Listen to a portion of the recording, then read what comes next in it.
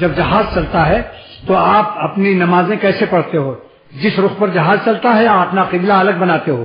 کوئی جانا سے خاک لائیں گے، اپنا مجنو الگ بنائیں گے.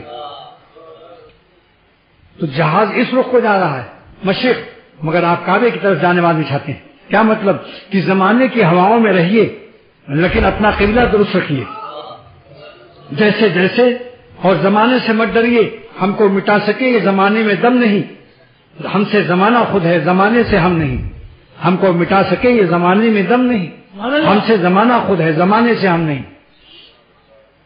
لہذا جس طرح جہاز میں آپ اپنا قبلہ جا نماز ہر نماز میں پوچھتے ہو کہ بھئی جہاز کا رخ بدل تو نہیں، قبلہ بدل تو نہیں گیا، ظہر وہاں پڑھی، عصر کہیں پڑھی.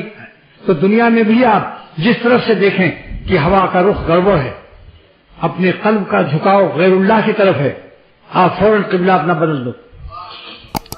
اگر ایک آشاریہ بھی دل کسی حسین کی طرف جھک رہا ہے، درد دل سے کہتا ہوں اور واللہ کہتا ہوں، ایک آشاریہ جھکاؤ سے بھی ہوشیار ہو جاؤ.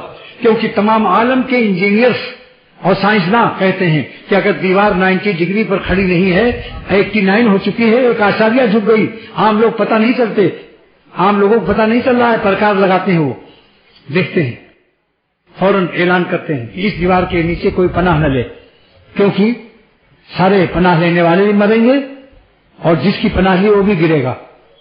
ایسے شیخ کو بھی اختیار مت کرو، ان سے دین بھی حاصل مت کرو جن کا قلب 90 ڈگری اللہ کی طرف نہیں ہے. ان کی دیوار استقامت چونکہ خود 90 ڈگری پر نہیں ہو سکتا اور دیوار گر جائے اور تم بھی مر جاؤ.